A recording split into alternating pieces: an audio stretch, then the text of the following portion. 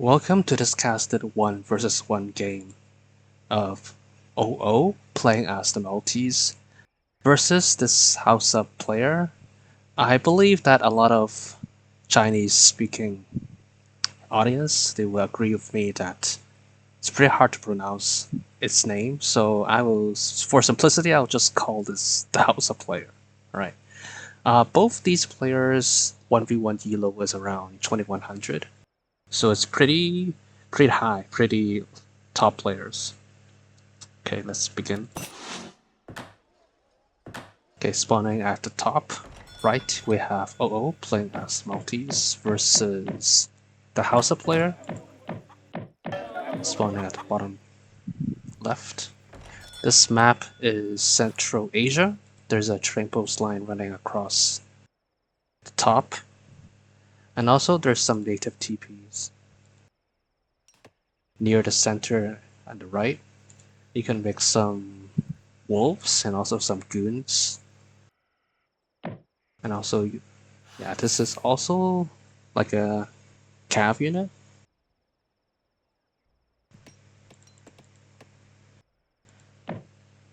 Alright. There's a lot of gold mines on the right. These are 5k coin mines, very valuable. And on the left, there are some salt mines. These salt mines are pretty interesting. Like, a standard coin mine is worth 2k coin, right? And then the valuable ones are the gold mines with 5k.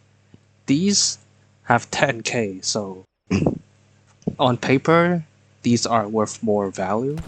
But the catch is that you get her slower. Get her very slow. I think it's like 30% slower at least. So usually you would want to get these coin mines first and then shift on the salt mines before going on estates, which are very slow to gather. Alright, so let's check what they're doing. So the Hausa player is going, he's got the Akan card. So this is like a Musk unit with splash damage in range mode. Pretty strong unit. He's got the upgrade cards for it. He's also Magadai. He's also got the Magadai upgrade cards. He's got native treaties, so he might age up with like all the different allies, like the Berber allies, giving him Berber camels. The Akan, aging up with the Akan to give him Akan, native Akans. Yoruba, giving him some Cav. It's called Iso Riders, and also some Musks.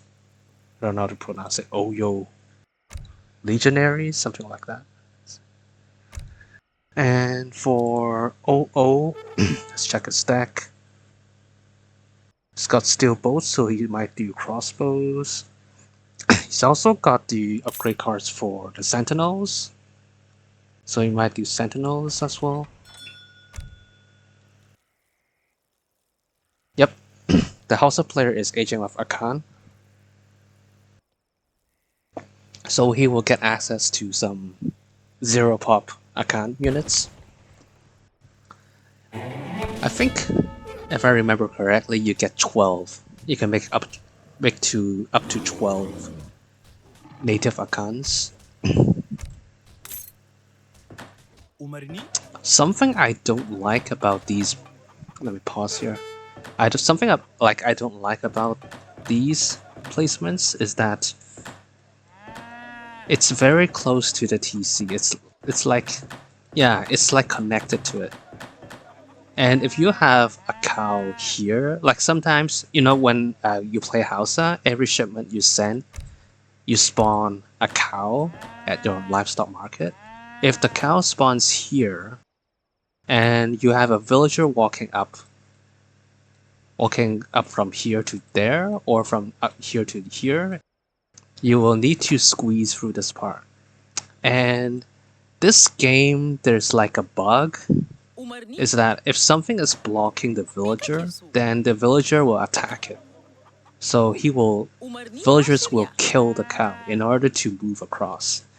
And cows are very important for the African civs, for Hausa and Ethiopia, because first thing is that they generate influence. Second thing is that they fatten when they are at the livestock market. When they fatten, as you can see here, there is like a proportion to it. So, for example, the cow's value is 69.2% of its current value. So its current value is 141 food. So you could trade it for this value of wood or coin. So coin, the conversion rate is 59.2%. So if he loses this cow, then you have nothing. You can convert nothing. It will just act like a normal livestock, like some other sheep or llamas or goats. You just kill it and you gather food from it and you lose this value. And you also lose this influence generation rate. So this is what I do not like. The second thing about here is the same reason. Like, if you have like a herd and animal here and you want to move from left to right or right to left, if you do not want to kill it, when the villager walks by, it will kill it in order to pass through. And you do not want it to die, because when these animals die, they will decay. If you do not gather from it, it will eventually it will like decay and all the resources of the animal will run out. So this is another thing I do not like. What would be better is you place it, if you want to play safe, you do not want to put it in the front. You put it a little bit back. Maybe around, maybe here or here. And then this granary, you put it a little bit backwards, maybe here.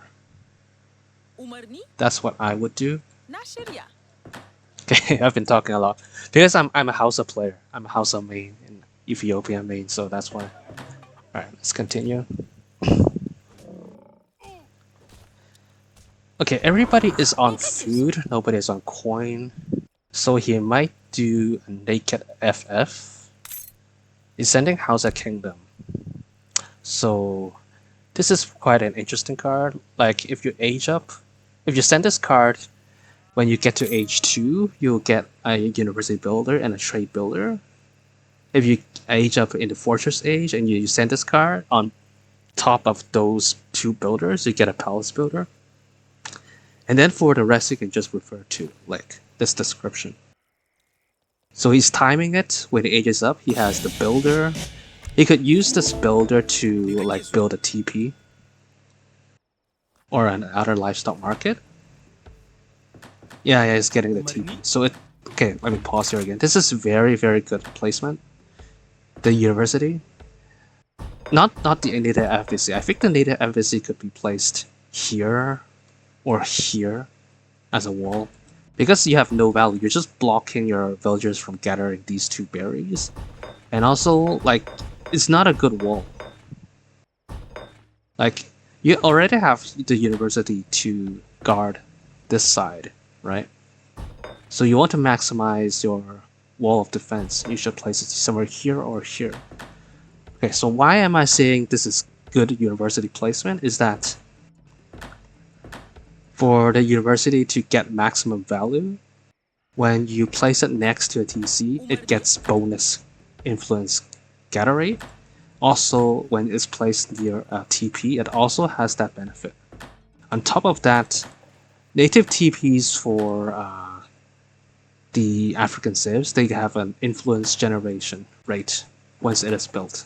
Okay, you can't see it now because it has not been built, but you will see it later when it's finished building. And if he also builds a palace near the university, maybe here would be good.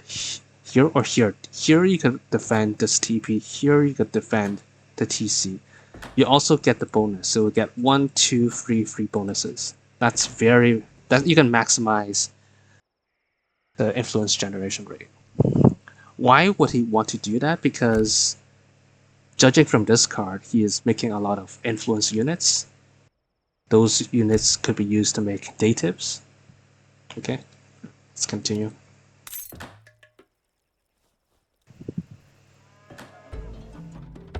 So, alright. You research that tech so it will evenly split the food resource into wood and coin. So you can see that split right over there. He's building a palace. Yes, as I said, place it next to the university to get maximum value. As you can see, it's getting 0.75 influence per second based on the university itself, and then another 0.75 from the TC, and then also 0.35 influence per second from the TP. And the TP itself also has 0.35 per second. So that's a lot. That's altogether 1.85, and we still have the palace. Now that's 2.6. See, maximum value. Also, he built a second TP. So that will give him faster shipments. Alright, he has sent Crossing Festival. So these are all cows. Lot of influence generation rate, and also there's some tricks as Hausa. You could like send this card in age 4 to exchange for influence, and also you could there's a royal festival tech where you could trade all the cows for influence. Alright, let's check from O's perspective. O starting up with 1 TP. He scouted nothing. He scouted like these basic buildings. He hasn't scouted any FB or any like villager gathering any resources. Okay, he's got 2 hospitals and a commandery at home.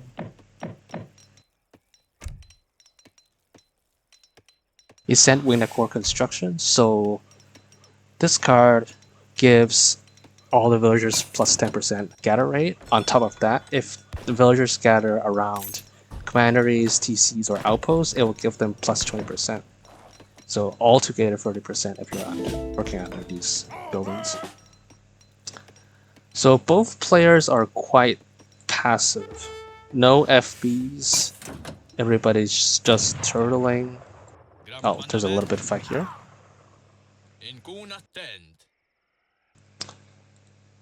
Okay, so the stats are pretty much the same, except for, okay, let's see, 19 damage, 170 HP, 180 HP, 24 damage, but these accounts, they have splash damage. Alright. Yes? That's a good micro there. The sentinels, they are in stagger mode, so the splash damage could not apply to these units. If they're very close together, then the splash damage will damage the neighboring units. Very clever O there. Sieging down to TPs. Yeah, he knows that this is like a very defensive spot. If you want to siege this, the TC will fire, the palace will fire. You can only get this. So it's easier to pick off these exposed TPs. Yes. Okay, meanwhile, he's also raiding. Got 1 builder.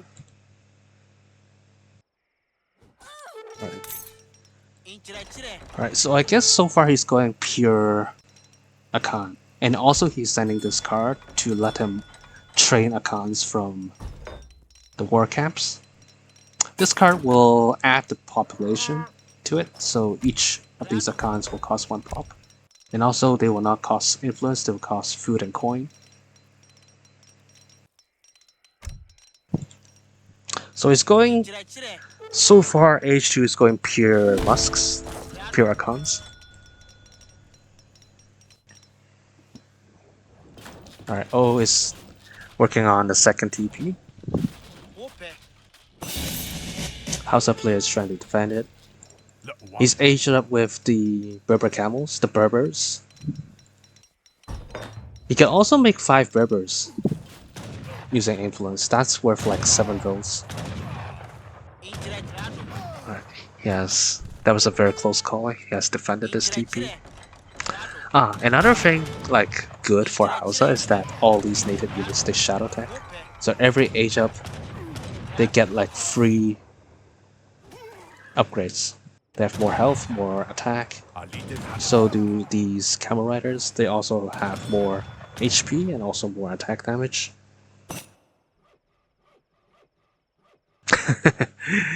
Okay, O is trying to flank him, to block him off the resources. But he got spotted by the Hausa player.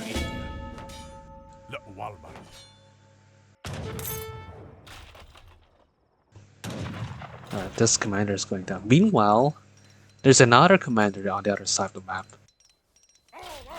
Like, O is securing all the coin mines for himself. Yeah, all the gold ones, the 5k ones, the most valuable ones, he's got a commandery securing this. And also a TC, plus a commander is securing the middle gold mine. Nothing is protecting this coin mine. He's also got a commandery on his side of the 5k coin mine. Like, all of these are valuables locations. He's control all of these.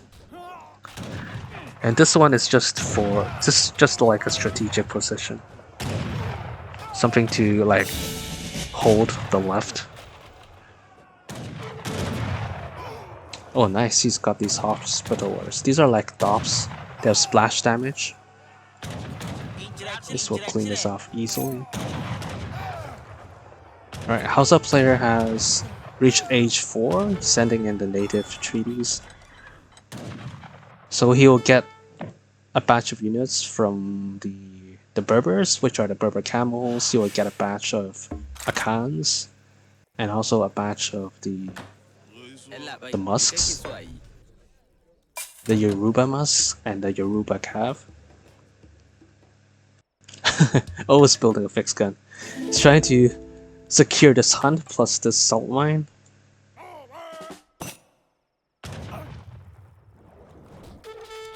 It's also what? Yeah, that's a fixed gun wagon. He's building 2 fixed wagons. Oh, sorry, 2 fixed guns on this side. So he really wants to cut him off of natural resources. Oh, these are from this TP, the Tartar archers. These are goon units. So the Hausa player is getting sandwiched on the left and also on the right. He's got nowhere to expand. He's got this second coin mine. No more hunts. He's got berries. Yep, he's moving on to berries. Alright. The Hausa player needs to push out. He's got 2 cannons. For African civs, cannons cost influence. Right. Yeah, I don't think it's worth it. If he wants to siege this town, he should make mortars. Like, he's losing the fight here. Yeah.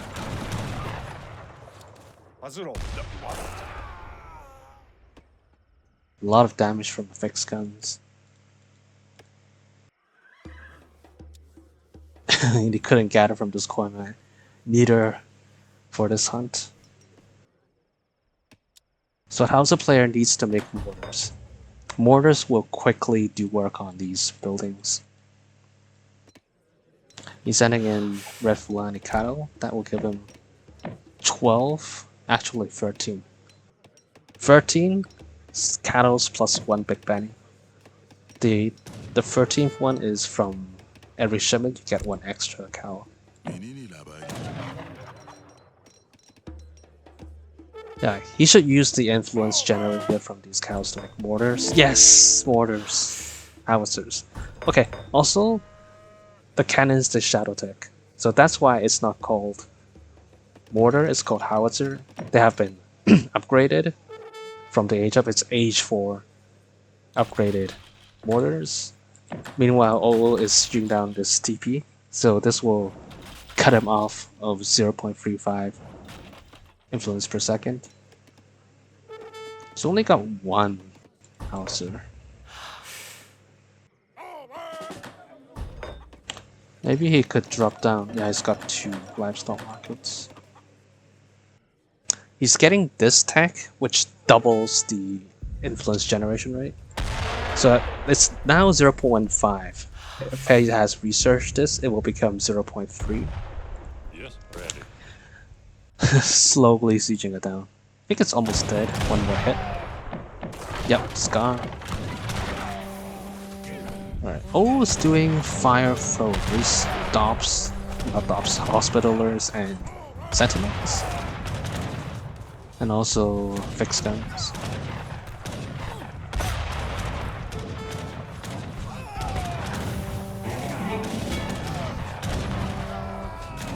Alright, another Hauser coming.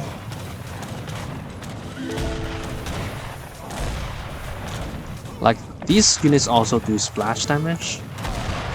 Fire flows. So it's like splash damage versus splash damage. But they cost, I think it's 2 pop. These cost 1 pop, so it favors the Hausa player in terms of pop. Because O is wasting a lot of pop building. Like these fixed guns, they cost 5 pop. He spends a lot of population building these buildings. He does not have the population space available for him to make units. So that's a problem. Yeah, these musks are very strong. 41 damage, 16 range. And it's a musk unit. 16 range is like a crossbow range. Very, very strong unit. Is it the same howitzers? Doing a lot of work. It siege down 1, 2 fixed guns plus a commander. And meanwhile, while the Hausa player is busy on the left, O is messing him up on the right. he's herding the hunt back to his base, making sure the Hausa player has no hunts. Okay, the Hausa player now secured these hunts on the left, and also this salt mine. Yes. He's dealt with the left, and now he's moving on to the right. He needs this gold coin mine, and also these hunts. Naam.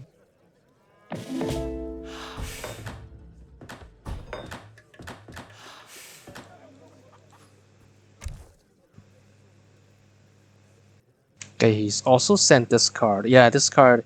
So he has, well, that's like a almost 5k influence. You can make a lot of influence units. You can make you can make Berber camels. You can make Yoruba cav, Yoruba musks. You can make cannons, howitzers. You can also make those Berber nomads, those 5 vils, which are worth like around 7 vils. You could do a lot of things with it. Okay, 2 howitzers.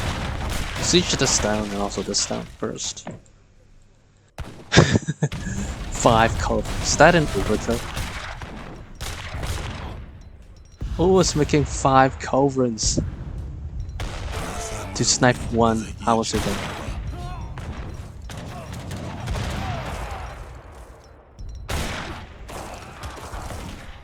Okay. So this is not a good spot for a Hausa player. There's 2 fixed guns plus a commandery. That's a lot of damage. Yes. Right, the howitzer took down the commanderies, trying to take down this fixed gun. Like very clever, almost got them in stagger mode. So this will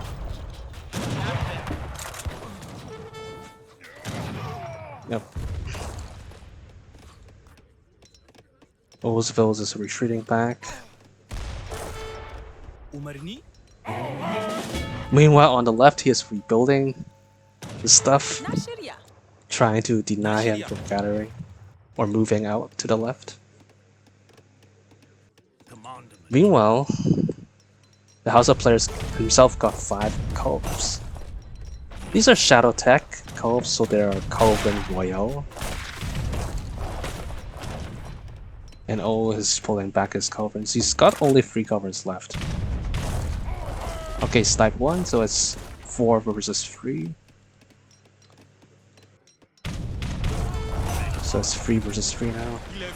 Okay, these Yoruba user riders, they have a multiplier against Cam. They could like one shot. Yeah, one. All of them cleaned up. Got that down again. Good, Micro.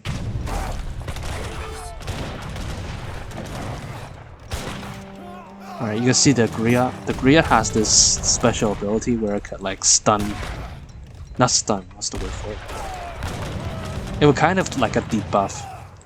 Debuff to the units.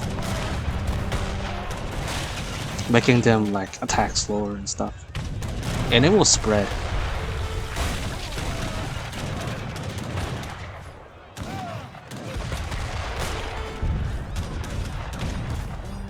Meanwhile, I was also trying to pick off the howitzers. These howitzers are the main threat to OO because they will do quick work to these buildings. The coverings are just like support unit. Alright.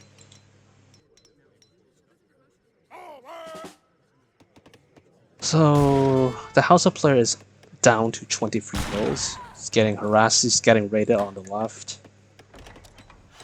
And OO has 87 vills. Almost max vills, and he's also aging up behind.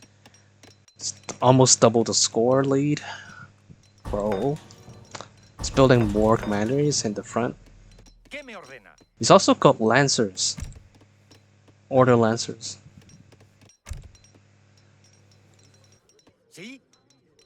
Like, in a sense, yes, these lancers do counter the musks, but these musks also counter them. So I don't think... I think it's like a fair trade. More raids, sentinel raids on the left. Like the Hausa player is moving back and forth left and right. While he's moving left, always pushing on the right. Like he's wasting his units walking around, dealing no damage. Taking down the university. Like one more hit. Yep. Got it down. Now that will cripple Hausa's influence economy very hard. He's got only one university, you know. You lose the bonus from the TC, you lose the bonus from the palace and also from itself. So that's a huge blow. Alright, there's a fight here. Oh, it ran up too far. These should get in melee mode. The Akans have a bonus multiplier in melee mode. And also they could body block. So that's a bad play from the Hausa player. Alright, Hausa is... I think it's like base trading. He's trading the base on the left with Hausa's main base.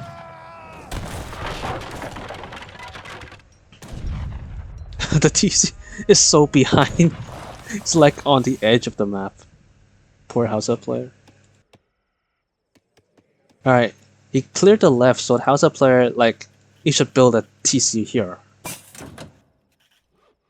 to secure this salt mine and also the line of sight on the left. He's got a fort. Oh dear.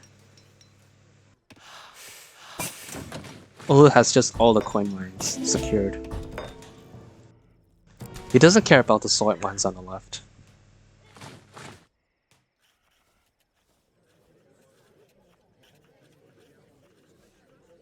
Alright, let's check from the Hausa player's perspective.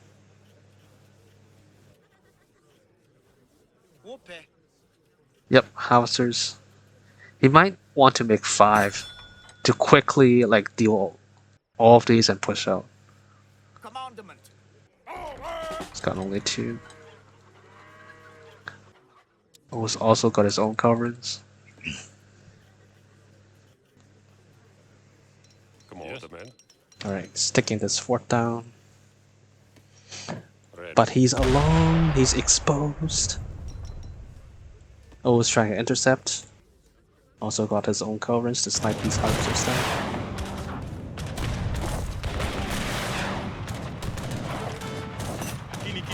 The Isa Riders charging in. Good body block.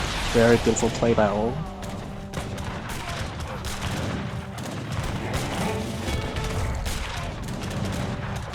There we have it. Hausa calling GG. So OO had a very beautiful play. Taking the whole map, taking all the valuable locations, the gold mines, all the 5k gold mines is all his. And a strategic spot here on the left to cut him off, to cut the Hausa player off, to gather the hunts on the left, and also denying the Hausa player to get the TBs. Very good play there. For the Hausa player, like he's doing like a naked FI strat, so he's turtling. So when he is turtling early game, early to mid game, he's just giving OO his opponent a chance to like take the whole map, build these stuff, you know. So that's like you need to consider that when you're doing an FI. The thing is like you need when you have the FI, you need to make a very strong timing attack. You need to push out right away. Then you can slowly get back map control. Like if you don't have a strong timing push, then you're doomed. Yes. And this is what happened to him. Like you might want to like send unit shipments back to back in H4 for a strong timing push. Like he only have these accounts. These accounts like yeah they could like trade evenly with the sentinels, but these buildings, he doesn't have the accounts don't have a lot of siege to take down so many buildings all at once. He must make those mortars. Yes. So instead of making falconers, he should have made culverins to deal with these and also mortars to deal with the buildings. So if I was the Hausa player, I would prioritize making the mortars first. Yeah. And also make some cav. Make some cav do some raid. That will like disrupt OO from like taking the map. Let's check the stats. So OO with the map control, getting a lot of resources, like that's close to double the amount of resources.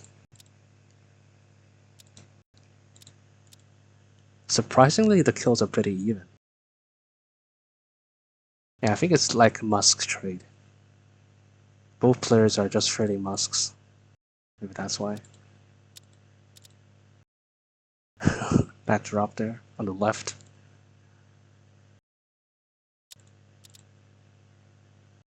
Yeah, the Hausa player doesn't have a good timing push. Oh yeah, let me check.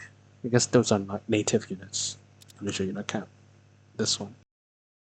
As you can see, like OO has a better timing push than him. And he's in H3, he's not even in H4. 11 minutes H4.